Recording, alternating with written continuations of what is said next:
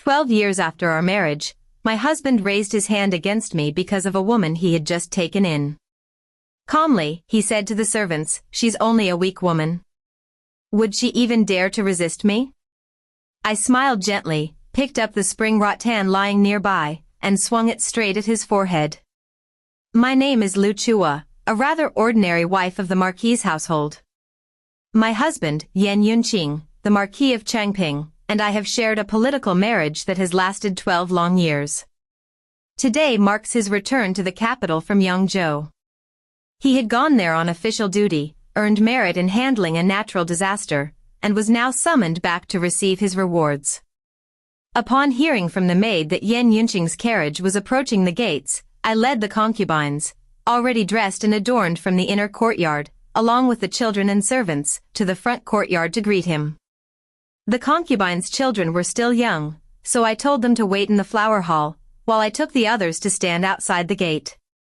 For some reason, what should have been a short walk of a teacup's time stretched into a whole hour. Though it was autumn, the wind was cold enough to numb the hands.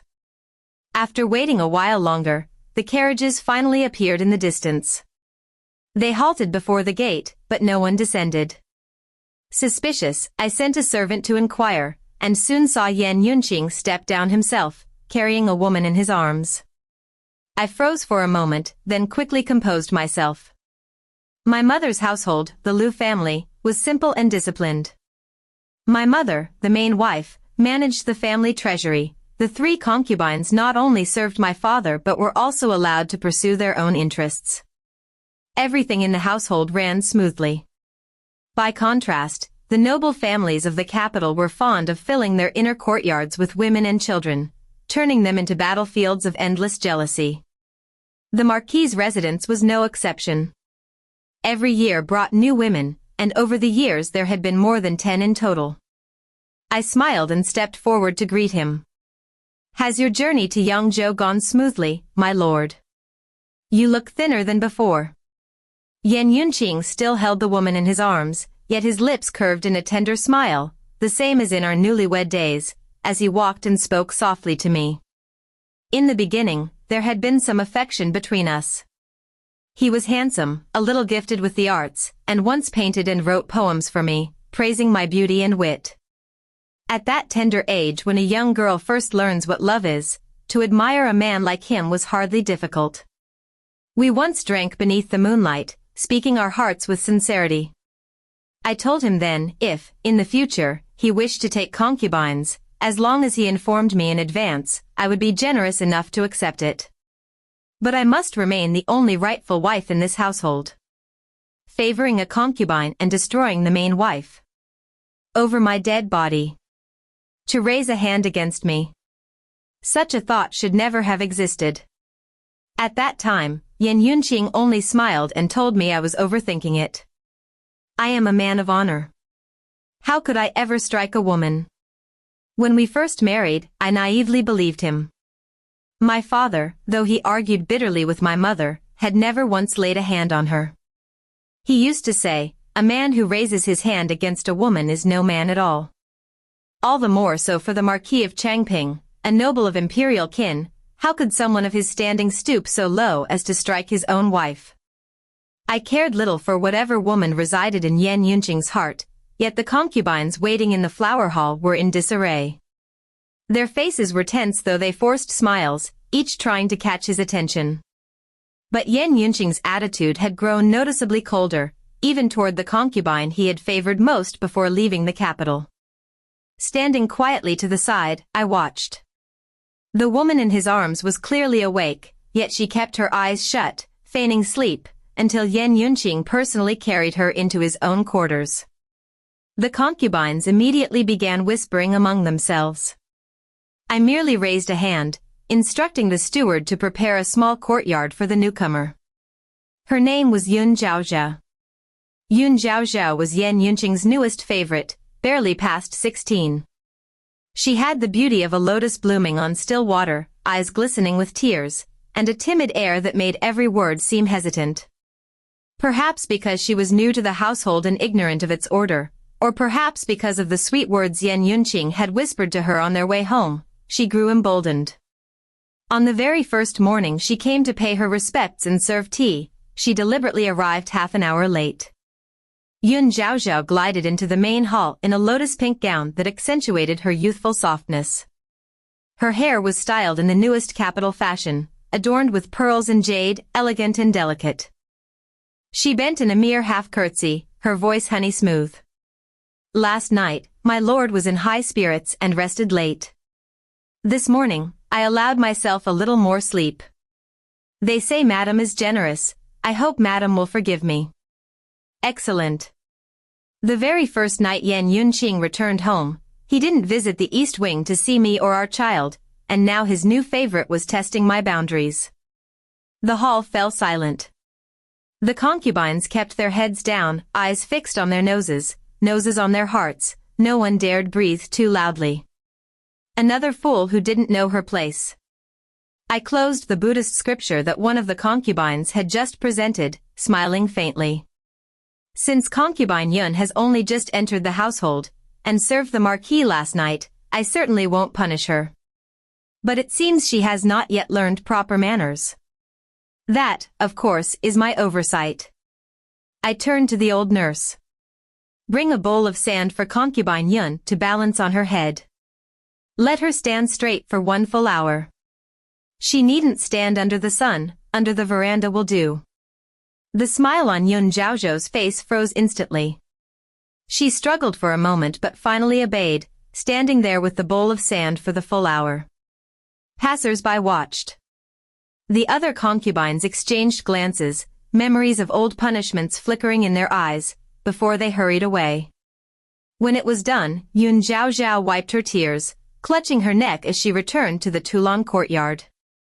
That evening, Yan Yunqing came to the East Wing. His smile was forced, his mood clearly sour. Zhaozhao is still young and ignorant, he said. I hope you'll be generous.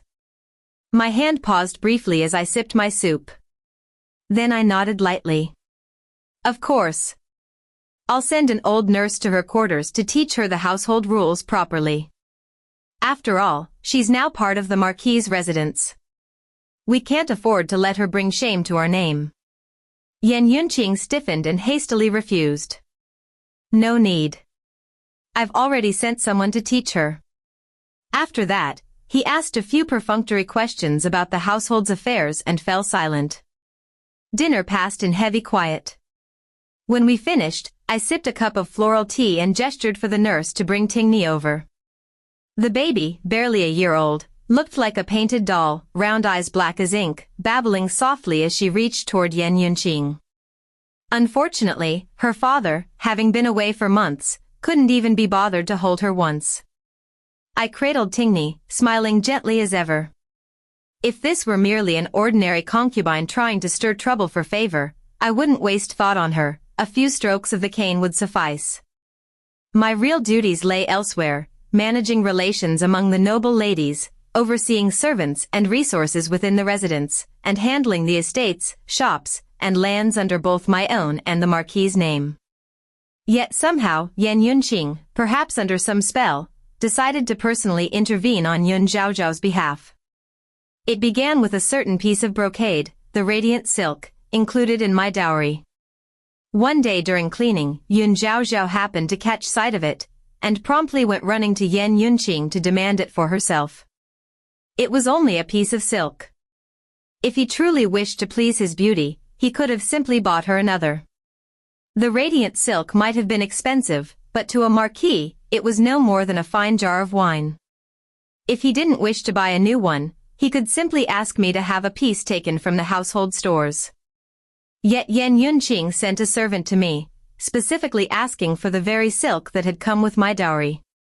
The message read roughly, Yun Zhaozhao is an orphan, how could she compare to the madam's wealthy background? It's only a piece of silk, may madam be gracious enough to let her have it. Indeed, Yun Zhaozhao entered the residence as an orphan from young Zhou, her parents dead, no kin to rely on, a pitiful fate.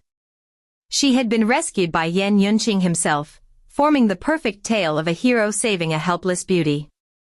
A mere piece of silk, if I found some fabric from my dowry pleasing, I often rewarded it to the children of the household, or even to the concubines. But that radiant silk remained part of my dowry. Since ancient times, it has been unheard of to use a wife's dowry to curry favor with a concubine. I gave the old nurse a subtle glance, and she immediately furrowed her brow, stepping forward with a troubled look.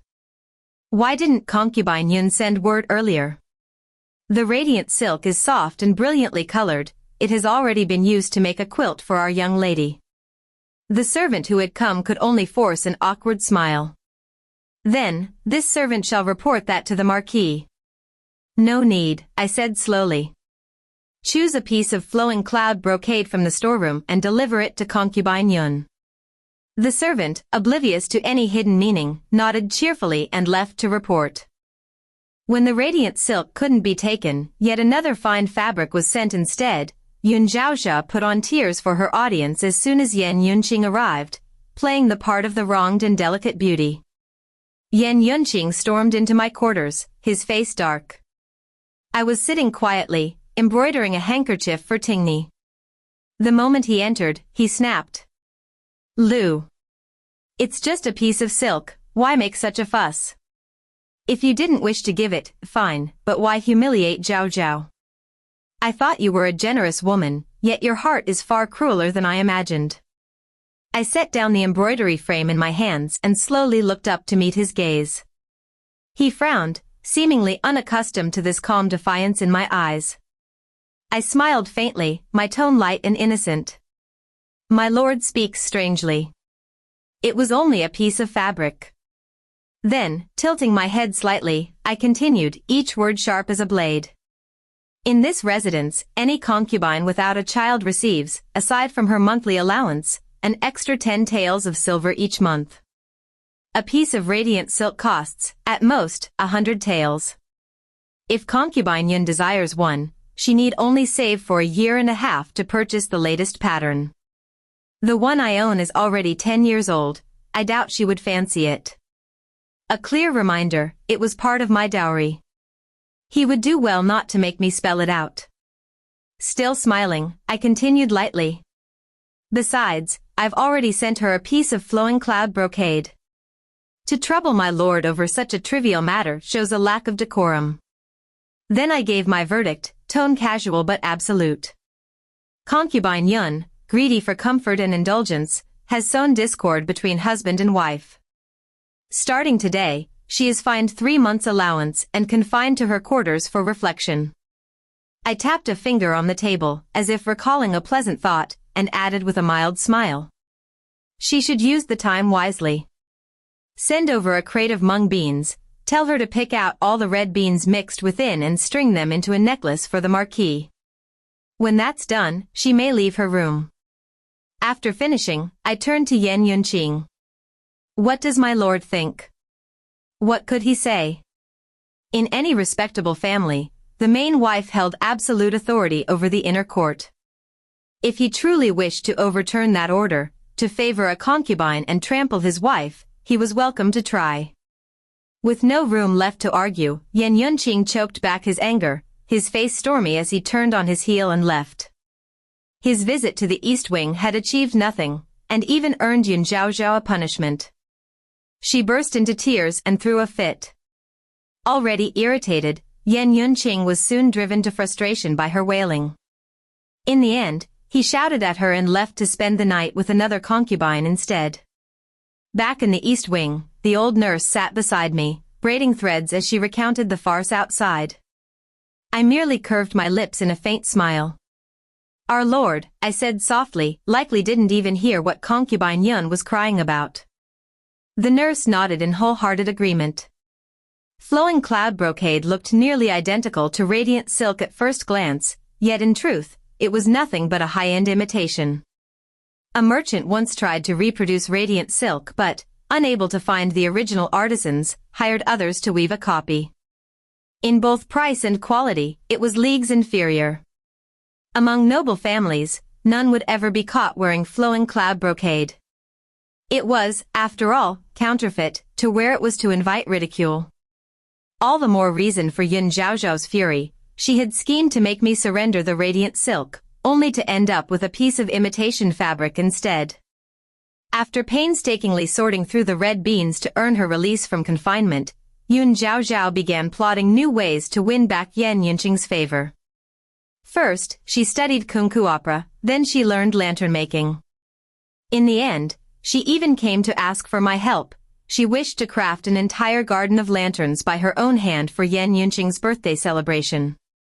The rabbit lanterns looked alive, the lotus lamps were exquisitely detailed, even the plump carp-shaped lights were irresistibly charming. I deliberately held a small birthday banquet for Yan Yunqing right there in the garden.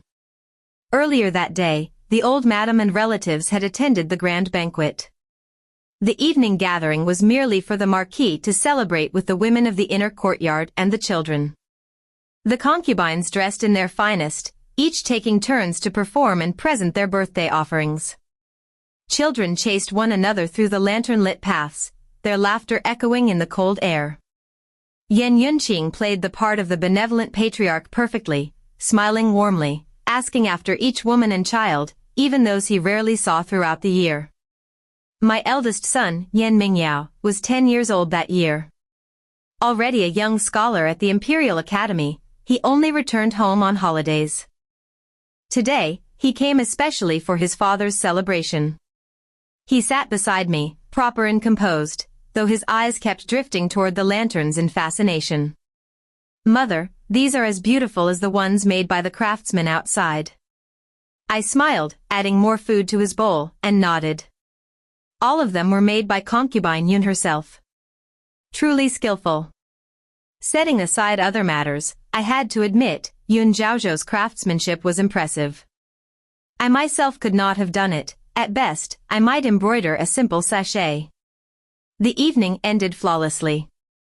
Everyone departed content, and I even exchanged a few light-hearted words with Yun Zhaozhao, as though there had never been any distance between us. From that night onward, Yan Yunqing's favoritism only deepened.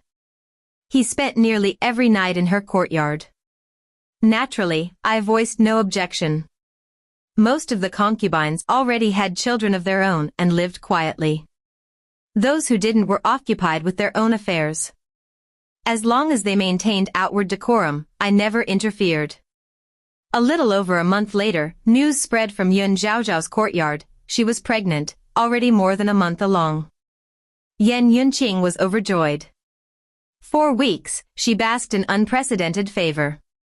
Yan Yunqing had just turned 30, with 5 sons and 6 daughters already. Outsiders praised him for his flourishing family, calling it a blessing. And because of that, among the noble ladies of the capital, I was known as a virtuous, fortunate wife, one who brought prosperity to her household. Yet somehow, this time, Yan Yunqing seemed unusually attached to Yun Zhaozhou's unborn child. He visited her daily, even personally consulting the physician about her pulse. When I was pregnant, twice, he had merely asked the physician for a report, rarely showing any direct concern. Still, it was nothing unusual. In noble households, childbirth was the women's business, husbands seldom took notice. Another month passed. One afternoon, the old nurse came rushing in with news. Yun Zhaozhou had been secretly burning moxa and ordering large amounts of tonic herbs for pregnancy. My eyes flickered slightly, but I answered with calm indifference. "Keep an eye on her." Nothing more. Another month slipped by. Winter settled in, and the ground was blanketed with a thin layer of snow. As the year drew to a close, it was time for the Laba festival porridge. As usual, I had the kitchen prepare all the ingredients: beans, salted duck, smoked pork, peanuts, chestnuts, and began the long simmering process. According to custom, the porridge was first offered to the ancestral hall, then to the old madam and the family elders. After that, portions were sent to Yan Yunqing and the honored guests staying at the estate, followed by the second and third branches of the family, and then to relatives and neighbors. Only at the very end was the inner courtyard served. When everything was finally done, I was exhausted. Just as I sat down to enjoy a bowl for myself, a thought struck me. I turned to the nurse. "Who took the porridge to the Toulon courtyard?" The Toulon courtyard was Yun Zhaozhou's residence. The nurse was massaging my shoulders as she replied. Rest assured, madam. Chunju oversaw it personally, together with her chief maid, Xiaotao. They packed the porridge carefully and delivered it together. Chunju was one of my dowry maids from Yangzhou. Hearing that, I nodded, reassured. Food and drink in this household could never be handled carelessly. Yet even with all precautions taken, something still went wrong. While I was having dinner with Tingni, Chunju suddenly burst into the room, dropped to her knees, and cried out in panic. Madam! Something has happened at the Tulong courtyard. My heart sank. I immediately signaled the nurse to take Tingni back to her room, then asked, what happened? Though clearly shaken, Chunju had served me for nearly 20 years, her composure held. They've already summoned a physician. It's said the baby might not survive. I stood up at once, ordered the guards to secure my quarters, and set off for the Tulong courtyard with Chunju and the old nurse. When we arrived, Yan Yunqing was already there. The scene inside was chaos, maids rushed in and out, carrying basins filled with dark red blood. Yan Yunqing sat in the main hall, his expression cold as stone, fury radiating like a storm. I approached. How is Concubine Yun? The physician, drenched in sweat, replied hoarsely. Madam. I fear. His voice faltered. The child cannot be saved. Before his words even faded, a wail of anguish came from within. Moments later, Xiaotao, Yun Zhaozhao's close maid, stumbled out, falling to her knees before us, sobbing uncontrollably. My lord. The baby is gone. The young master is gone. Yan Yunqing's face turned ashen. He was about to rush inside when a weak voice stopped him. My lord. Zhaozhao has lost the child, our child is gone. My body is frail, I may never conceive again. My lord, we will never have children now. Yan Yunqing's rage exploded. She was fine yesterday. How could this happen today? The physician trembled, voice barely steady. It seems, my lord. Madam may have consumed something with blood-activating properties, leading to miscarriage. Xiaotao lowered her head, tears streaming. My lady's pregnancy was difficult. She was nauseated all day. Today she only drank a bowl of porridge, nothing else. I glanced at Xiaotao, my voice calm and even, then turned to Chunju. Chunju shook her head silently. Bang!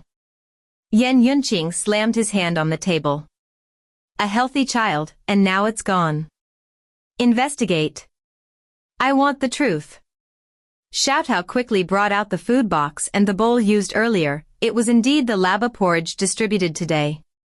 She also presented the remaining cups, dishes, and a bag of leftover medicinal herbs.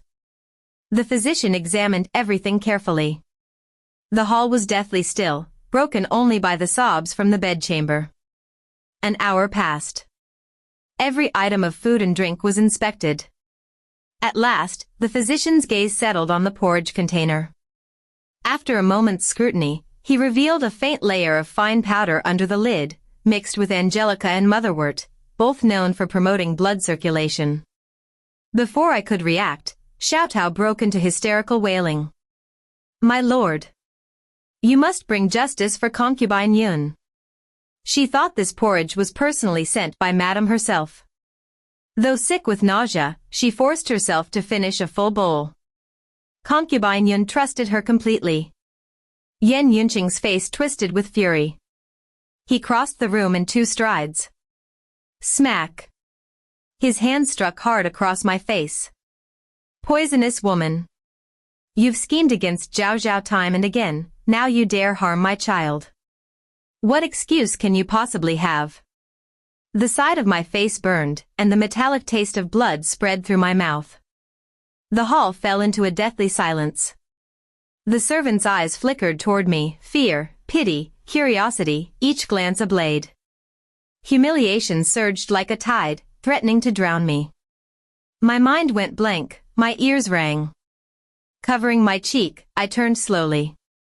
Before me stood the man who had once vowed to respect me, his face twisted by fury, loathing, and disappointment so deep it seemed to strip me of my humanity. As though I were not his lawful wife of 12 years, but his sworn enemy. Our marriage had been political, never about love, but I had expected at least mutual respect. I drew in a long, steady breath, let my hand fall from my swollen cheek, and lifted my gaze to him. Then, softly, almost tenderly, I smiled. Yan Yunqing froze, frowning in confusion. In that split second, before anyone could react, I lunged toward the wall, seized the spring rattan staff resting there, and swung it with all my strength straight at his head. I was born strong. By the age of 3, I was already practicing stances, years of martial training had hardened me. Lifting a rattan pole was nothing, had I wished, I could wield the stool beside it too. Crack. The sound of the blow echoed through the silent hall, sharp, chilling, final. Yan Yunqing stared in shock. He hadn't believed I would strike for real.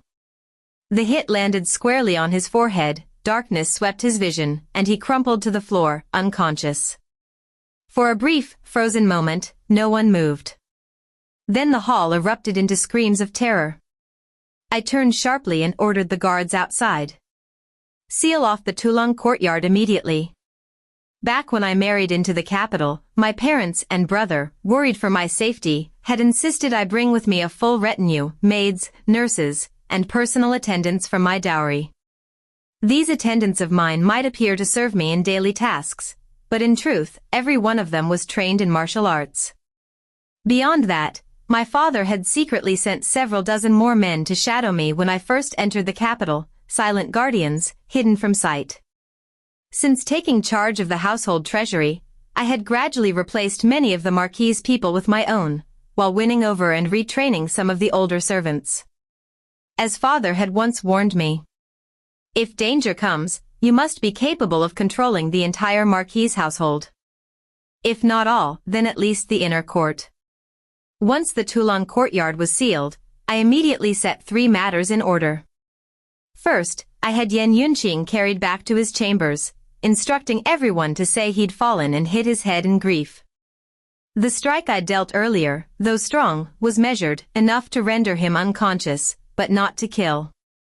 Second, all servants and maids within the courtyard were isolated and interrogated separately, especially Xiaotao and the physician. Third, I ordered a full investigation of both Yan Yunqing and Yun Zhaozha. Every detail of this incident reeked of something deliberate. To begin with, I was certain I was not the one who harmed the child. I'd dealt with far more troublesome concubines before, yet I had never laid a finger on any of their children. Second, Yan Yunqing's reaction was far from ordinary anger, it was as though he had been waiting for an excuse to condemn me. After years in officialdom, could he truly not see the inconsistencies in this matter? From the moment I entered the Tulung courtyard, everything had felt staged, every word, every gesture aligning too neatly, leaving me no room to defend myself. I spread out a sheet of fine Xuanqing paper and began recording each crucial detail from the day. The moon had risen high when word came from the outer courtyard. Yan Yunqing had awakened. My hand paused above the inkstone. I waited. Not long after, a messenger arrived with his command. Find out who dared harm concubine Yun. I smiled faintly and waved the servants away. The next morning, those in charge of interrogations returned with their findings. One maid responsible for cleaning the inner quarters of the Tulung courtyard confessed that concubine Yun had been burning moxa daily for over a month. Moxa. A common method for nourishing pregnancy. I turned to the old nurse familiar with herbal medicine. Could it be, I asked quietly, that the fetus was already unstable from the start? She nodded, then frowned. Mugwort promotes blood flow, it must be used sparingly. Used as concubine Yun did, it would harm, not help, the child. Could she have caused the miscarriage herself through misuse? The nurse hesitated, then added. Concubine Yun may appear frail, but her steps are steady, her complexion rosy, her health is far from weak. A woman like that hardly needs extra tonics. Besides, no mere touch of angelica or motherwort could cause such a loss.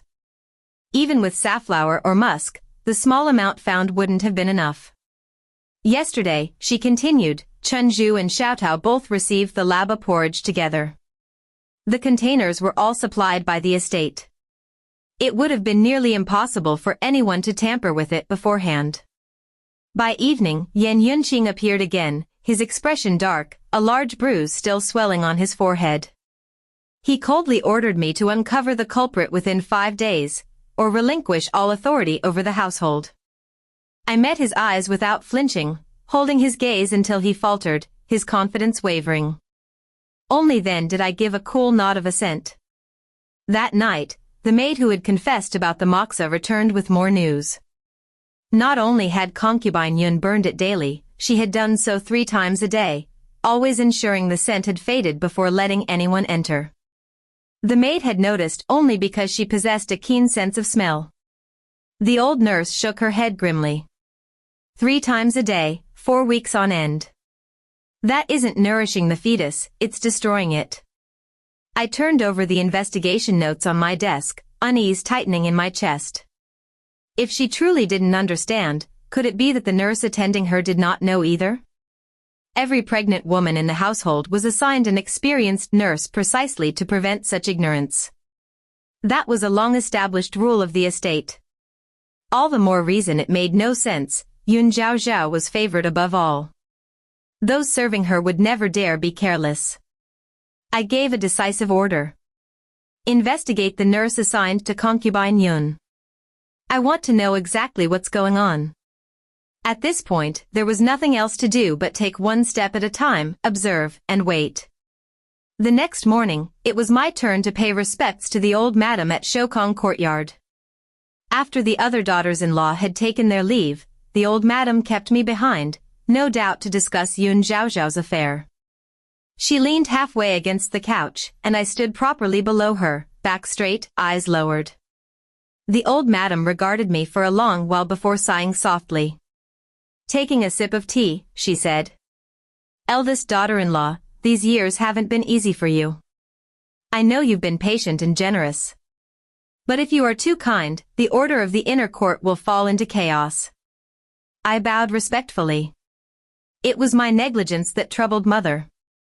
Chuo will accept any reprimand. The old madam sighed again and waved her hand. You are not to blame. Just make sure discipline is tightened from now on. With that, she dismissed me. I curtsied and replied softly. Thank you for your guidance, mother. I shall remember your words.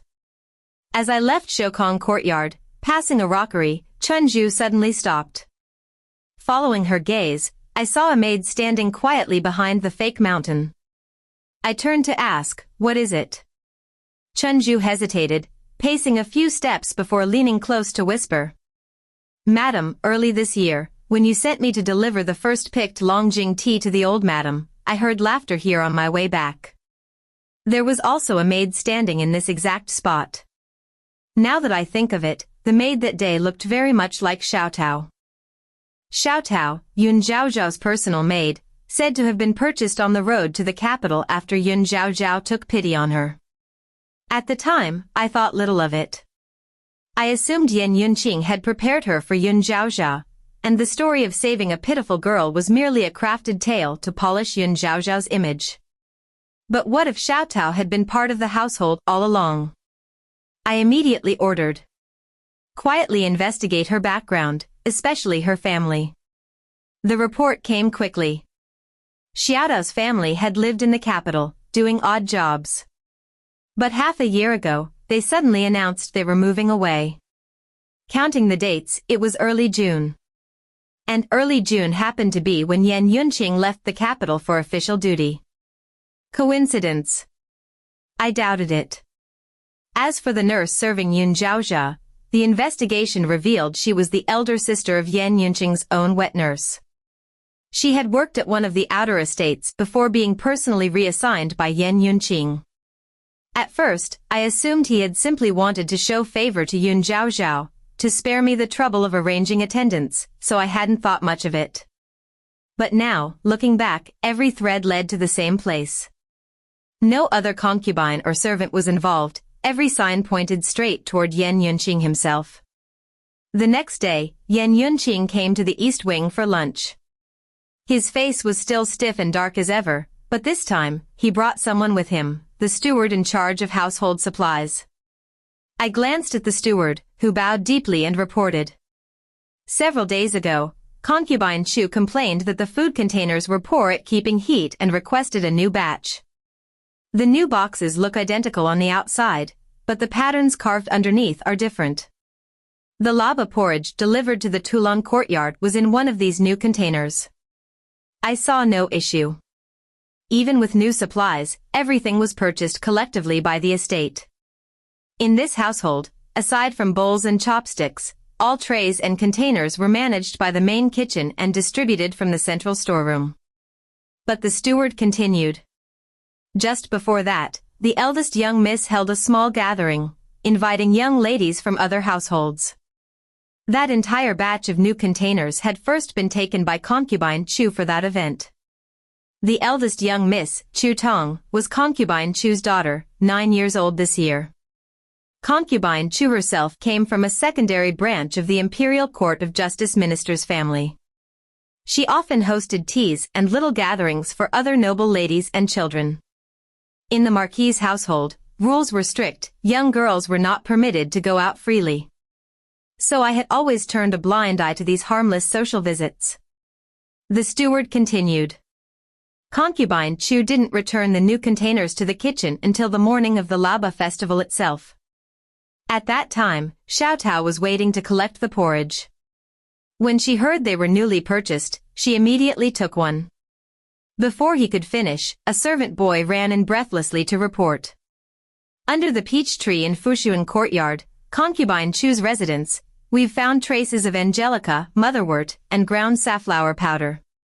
Yan Yunqing's expression turned thunderous. His voice was sharp as steel. Bring her here. Chu Tong was dragged in, her face pale with confusion. She glanced at me in panic, silently pleading for help. I pressed my lips together and gave the faintest shake of my head. Bang! Yan Yunqing slammed the teacup down, his tone like a whip crack. Concubine Chu. You vicious woman, how dare you harm my child? What excuse do you have? Chu Tong flinched, trembling violently. With a thud, she dropped to her knees, voice shaking. My lord. I didn't. I know nothing of this. Yan Yunqing's gaze was icy. He snatched the packet of powdered herbs found beneath the peach tree and threw it at her feet. The poison that killed my child was found in your courtyard. The food box was in your keeping. The evidence is clear, do you still deny it? Chu Tong picked up the packet with shaking hands, the faint scent of flowers mixed with damp earth rose from it. In this entire estate, hers was the only courtyard with a peach tree. Her face drained of color. She shook her head frantically, tears spilling as she cried. My lord, I had no reason to harm Concubine Yun. I am innocent. Truly, I am innocent. Then she crawled toward me, clutching my skirts, tears streaming down her face. Madam. Please, help me. I've never harmed anyone, I swear I'm being framed. Thud. A brutal kick struck out, Yan Yunqing's leg snapping forward to send her sprawling. I caught her just in time, pulling her aside before the blow could do more damage. Crash. The porcelain cup shattered across the floor as Yan Yunqing roared. Poisonous women. Guards. Concubine Chu's jealousy drove her to murder my son, lock her in confinement immediately. Chu Tong, her forehead bleeding, curled up on the floor sobbing. I stepped forward, shielding her from the maids who rushed in, and spoke coldly to Yan Yunqing. My lord, this matter is far from clear. And I know Chu Concubine's temperament well, she would never do such a thing. At that moment, Yun Zhaozhao suddenly stumbled into the hall, her face ghostly pale, body trembling, yet she lunged wildly at Chu Tong, screaming as she swung her hand in a slap. Why did you kill my child? We had no enmity, why would you do this to me? My baby, my baby. You wretch. Give my child back to me. She tore the golden hairpin from her hair and aimed it straight at Chu Tong's chest. Startled, Chu Tong instinctively shoved her away. Yun Zhaozhao cried out, stumbled backward. And Yan Yunqing rushed forward, catching her in his arms, then struck Chu Tong across the face with a violent backhand. I clenched my fists, fighting the rising fury. Again and again I forced myself to endure, until finally, I reached for the teacup beside me, ready to hurl it at Yan Yunqing's head. But the old nurse caught my wrist, shaking her head silently. Yun Zhaozhao, pale and trembling, wept in his arms, her sobs pitiful, her tears glittering like rain on petals. Yan Yunqing, overcome with grief and pity, held her close, murmuring comforts, then barked an order. Guards! Take Concubine Chu away, now! I only had time to grasp Chu Tong's hand, whispering a few hurried words of reassurance, before she was dragged from the room. When she was gone, Yan Yunqing carried Yun Zhaozhao out himself. Before leaving, he cast me a cold, condemning look. His voice was sharp with accusation. Chua, is this how you manage the household? You'd best keep your doors shut and reflect on your failures. After saying that, he flicked his sleeve and left without another glance. I was placed under house confinement. Most of the servants in the inner courtyard were loyal to me, yet until I tore down the final veil between us, I had to endure, for now. More importantly, I needed to uncover what truly lay behind all of this. From beginning to end, everything had shifted too swiftly, too perfectly. Yan Yunqing, who had always maintained a facade of calm and gentility for the sake of reputation, now turned violent, striking both me and Chu Tong. Two possibilities existed. Either he was completely bewitched by Yun Zhaozhao, or he had another purpose altogether. Between the two, I found the second far more believable. A man who had fathered over 10 children would not lose his reason over a single woman, not unless there was more beneath the surface. Still, I lacked enough proof to act. For now, I lay in wait. But before long, the thread I sought came knocking on its own. 10 days later, Yan Yunqing visited me in person. His demeanor was utterly transformed, once again the same gentle, smiling man from before. He sat beside me, playing with Tingni, his voice smooth as silk. After the new year, I plan to host a banquet for the Grand Chancellor. I'll need you to oversee the arrangements, Chua. So that was it, he came seeking my help. He went on warmly, Lord Tu will bring his family along, Madam Tu will also attend. I'll be counting on you. He smiled with effortless ease. Holding Tingni, I, of course, did not refuse. During the New Year festivities, we followed custom as usual, attending imperial banquets and visiting noble houses side by side. Everywhere we went, we smiled and spoke with practiced harmony, husband and wife appearing as one. Those around us whispered praise, how devoted we were, how our marriage was the very image of virtue and affection. As for the wound on his forehead, Yan Yunqing explained easily. My wife slipped on the snow. I tried to catch her but fell instead, hitting my head. She even had to tend to me herself. He clasped my hand as he spoke, his eyes soft, his lips curved in a gentle smile. As though he were still the gracious husband of old, not the man who had once struck me across the face. I merely smiled faintly and withdrew my hand, lowering my gaze. To onlookers, I must have seemed shy. So long as we were not formally separated, we would continue to play the loving couple. Even if, only days earlier, I had struck him hard enough with a rattan staff to knock him unconscious. During the New Year visits, Yan Yunqing brought me along to the residence of the Grand Chancellor, Lord Tu, a man past 40, once famed as a prodigious scholar of his youth. While Yan Yunqing met with Lord Tu, I accompanied Madame Tu to admire the winter plum blossoms. It was there that I met her youngest daughter, Tu Shi, courtesy named Tu Liwa. She had just turned 14, the late-born jewel of the Tu household. Her elder siblings were all grown and married, the eldest grandson was already preparing to enter the Imperial Academy. Li Hua's beauty was striking, her demeanor refined. Draped in a crimson cloak, she stood in the snowy courtyard like a single scarlet bloom outshining an entire grove of pale plum blossoms. The girl was lively, her bright eyes followed me from afar, brimming with curiosity and admiration. Madame Tu chuckled, lightly tapping her daughter's hand. This mischievous child. Not half as composed as I was at her age. I smiled. With such parents to guide her, a bit of liveliness is no fault at all. My own daughter still hasn't spoken a word yet, it worries me endlessly. Madame Tu returned the smile. Talk to her often. She'll surprise you one day, you'll see. We conversed amiably about household matters, the air warm and pleasant. When it came time to leave, Madame Tu insisted on escorting me out. As we passed through the covered walkway by the pond pavilion, both of us stopped in our tracks. There, in the snow-covered courtyard, stood Yan Yunqing, and seated beside him was Tu Lihua, chin propped on her hands, gazing up at him with adoration. One in red, one in blue. They stood against the falling snow like a painting, far too harmonious a scene. Madame Tu's smile froze. She turned sharply to me. I merely smiled calmly and stepped forward, my tone smooth and even. What matter is my husband discussing with Miss Tu? Tu Lihua answered brightly before he could speak. I heard Marquis Changping and Madame share deep affection. I was merely asking the Marquis for his wisdom on the harmony between husband and wife.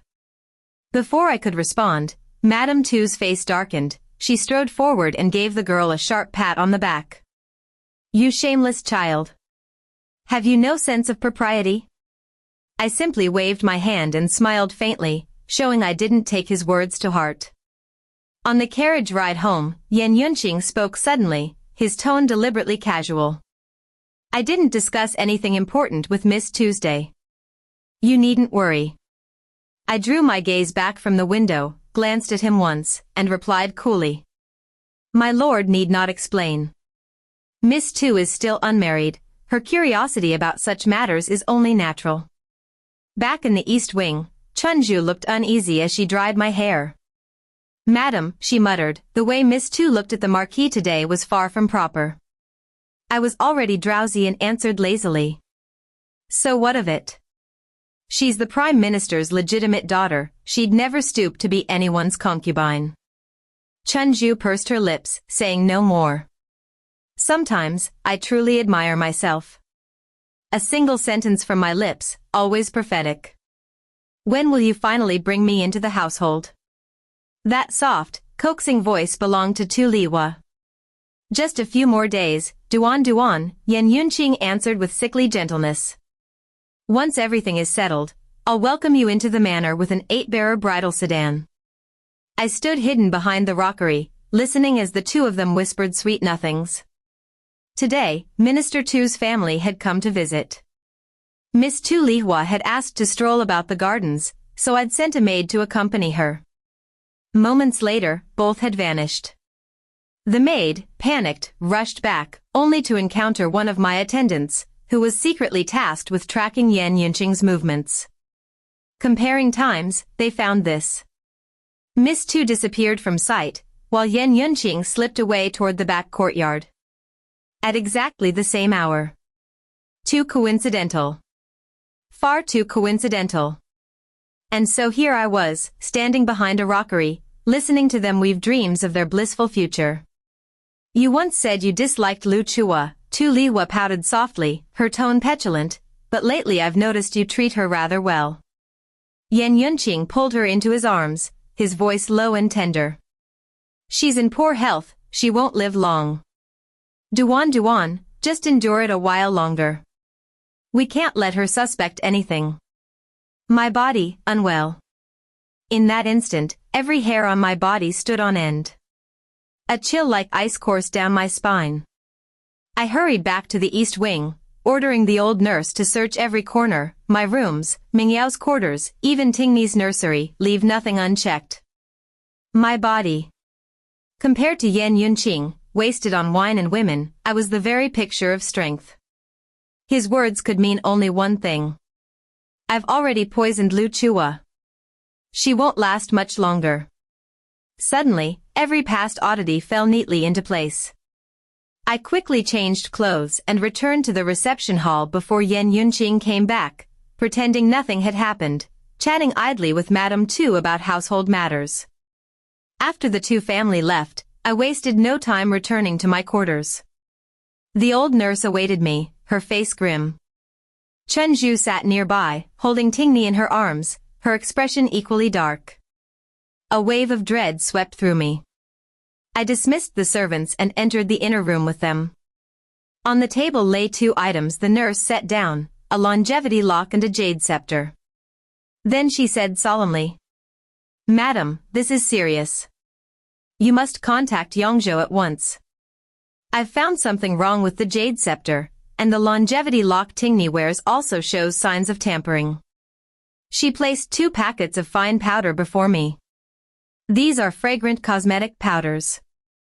Used separately, they're harmless to an adult. But if mixed together, no matter how strong the person, the body would fail within 3 months. When the poison took effect, it would resemble a heart attack, no physician would ever detect it. The longevity lock had been clasped around Tingni's neck by Yan Yunqing himself on New Year's Eve. And the jade scepter, that had been his birthday gift to me, given long before I was even pregnant with her. My body froze. My voice trembled uncontrollably. "Tingni, will she be affected?" The nurse's face turned ashen. After a long pause, she forced out, "I cannot be certain." My legs gave way, and I collapsed onto the couch. That jade scepter was Tingni's favorite thing. Since she'd learned to grasp objects, she'd never once let it go. I nearly coughed blood right there, my vision tinted red, my breath coming in ragged gasps. Clenching my fists, I rasped through my teeth. "Yan Yunqing, you truly are a monster. Even a beast does not devour its own young." I gathered Tingni into my arms, my hands trembling as I caressed her small, innocent face. My throat locked, unable to form words. But this was no time for weakness. I acted immediately. Sitting before the desk, I thought for a long while before writing a letter, sealed and sent to Yangzhou. Then I ordered luggage to be prepared, using the excuse of going to Hugua Temple outside the city to pray for the old madam's upcoming 50th birthday. My hands shaking, I fastened the longevity lock back around Tingni's neck myself, and whispered against her soft hair. "Tingni. Mother will protect you.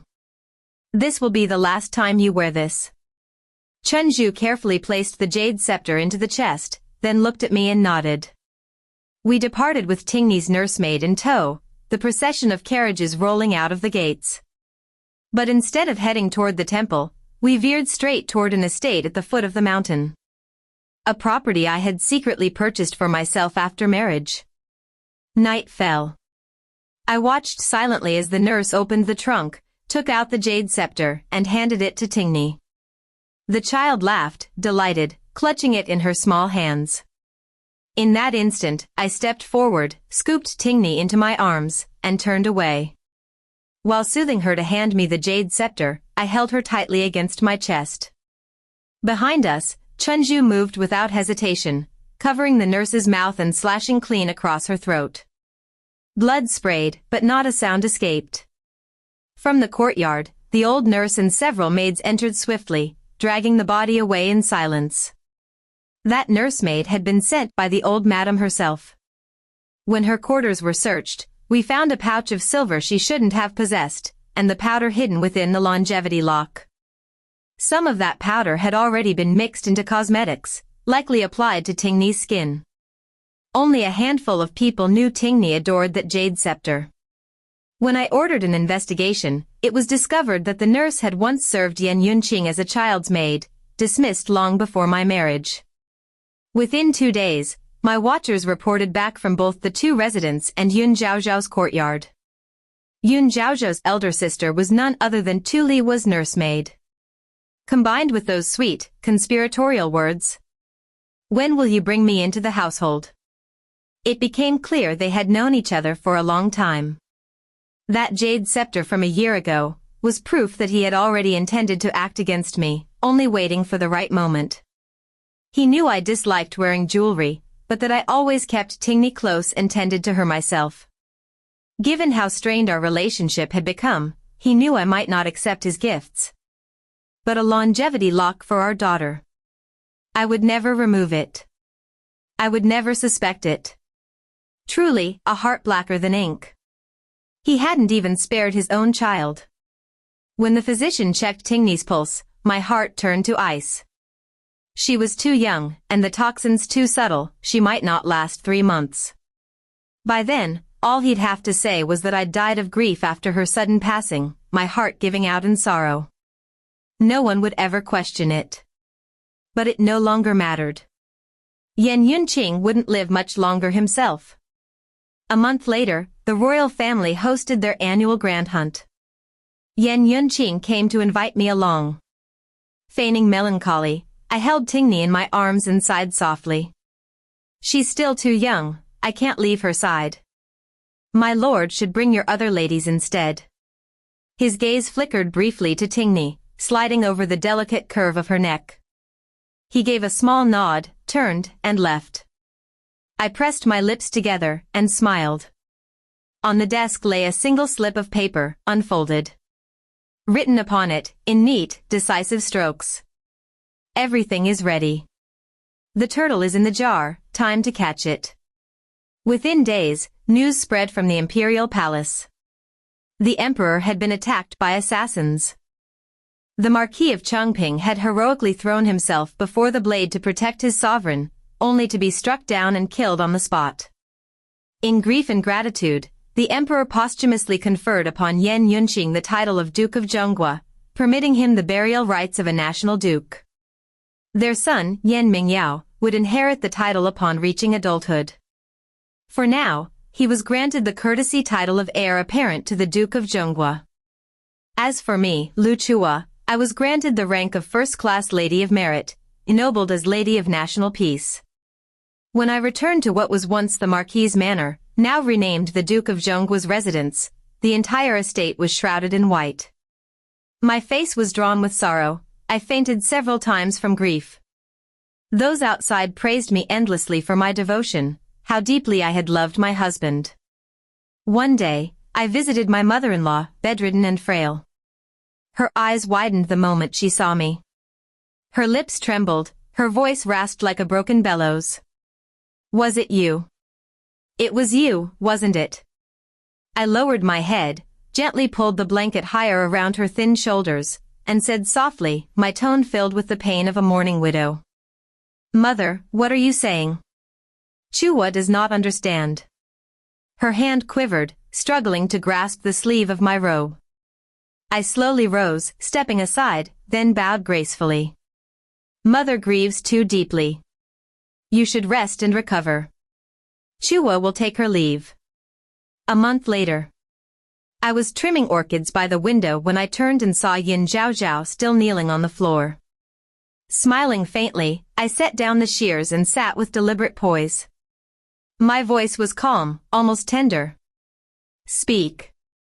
What are your and your sister's true identities? The frail softness she once wore was gone. Yun Zhaozhou's face was composed, even solemn. So, Yan Yunqing had begun his alliance with Prime Minister Tu 2 years ago. After squeezing every ounce of value from the Liu family, he sought to climb higher, by marrying into the Tu household. He intended to replay the same game, another political marriage. But Tu Lihua, the Prime Minister's legitimate daughter, could never become a concubine. Thus, I had to be removed, gracefully, so that Yan Yunqing's reputation would remain untarnished. Then, fate twisted, I became pregnant. He decided to bring another woman into the manor to provoke me. The jade scepter he'd given me the year before, the coral necklace later, all variations of the longevity lock. His ideal ending was for both mother and child to perish together. He had never noticed that I detested jewelry. 10 years of marriage, and he hadn't learned even that. When Tingni was born, the woman he'd used to provoke me ended up being tamed, while he was summoned out of the capital on official duty. This time, he wanted to ruin my name and use it as grounds for divorce. The most convenient accusation. Jealousy and cruelty. As Tu Liawa matured, she began to fear Yan Yunqing was playing his role too well. So she sent the younger sister of her nursemaid, none other than Yun Zhaozhao, to approach him. Yun Zhaozhao was planted at the post where he served, disguised as a frail courtesan in Yangzhou. Then recast as a pitiable orphan whom he could rescue and bring to the capital. Her mission was simple: constantly provoke me, tarnish my reputation, draw every eye to my flaws. Xiaotao entered the household around the same time, one of Yan Yunqing's own agents, tasked with briefing Yun Zhaozhao on the inner workings of the estate and, above all, on me. But then Yun Zhaozhao covered her face, her voice breaking with grief. My lady. I am with child. I can feel the baby inside me. I can't. I couldn't bring myself to do it. She had not the heart to sacrifice her own unborn child, to kill me with her own hands. That night, she whispered through tears. My lord said if I truly couldn't bear it, I could keep the child. As for Miss Tu, he'd explain things himself. Yun Zhaozhao's eyes were hollow, tears spilling in large, trembling drops. I asked coldly. Then the nurse by your side, she's the one who taught you to burn mugwort.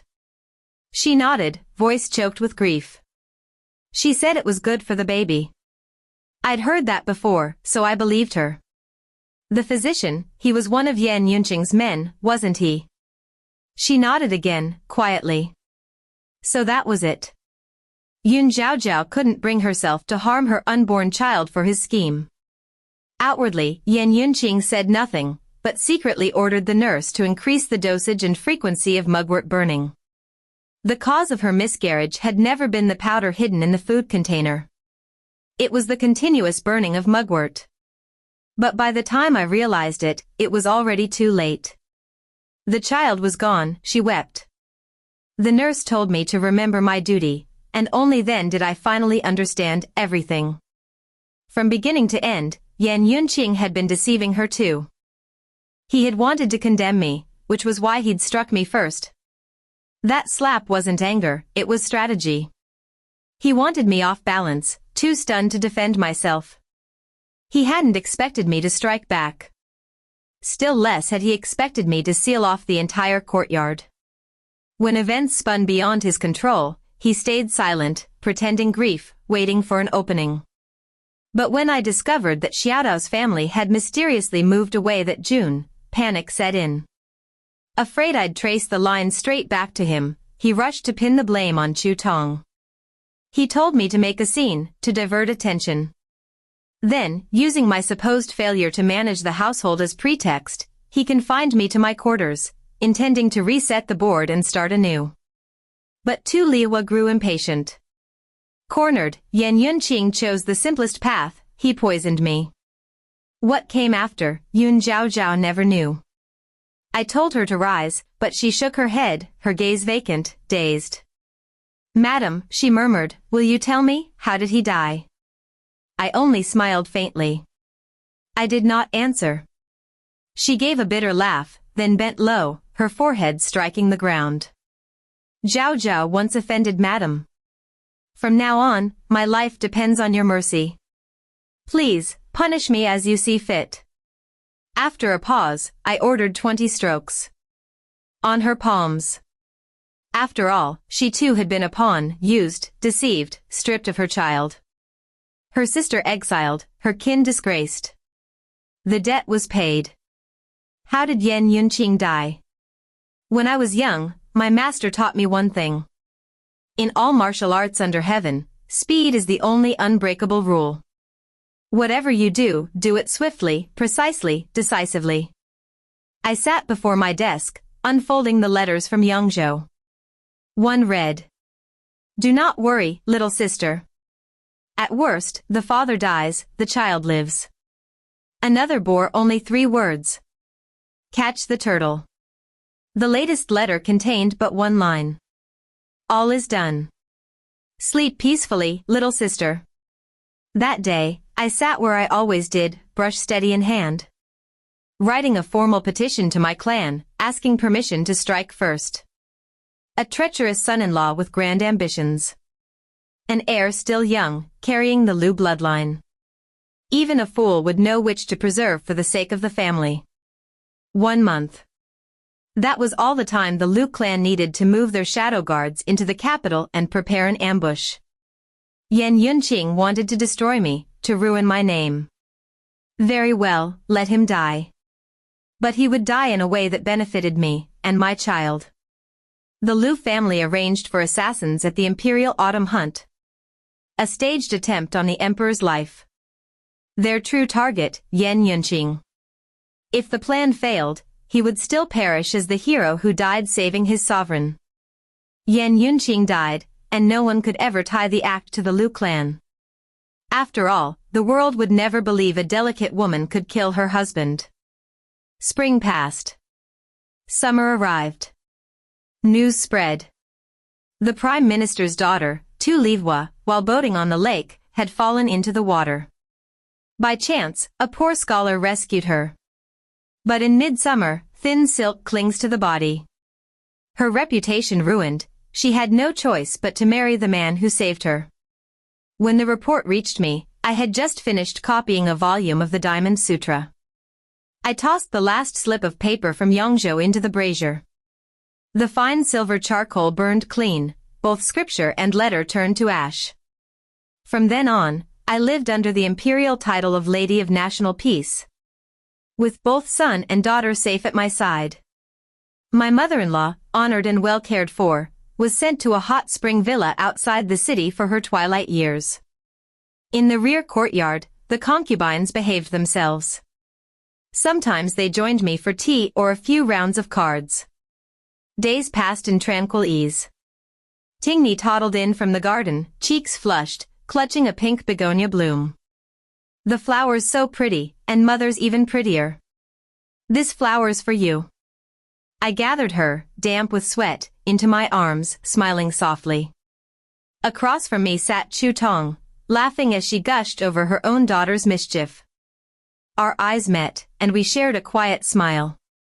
You ask about the assassination. After the investigation of the Imperial Court of Justice, all evidence pointed toward the Prime Minister's faction. Minister Tu wept and swore his innocence, but the court turned a deaf ear. He has not slept well since. The end.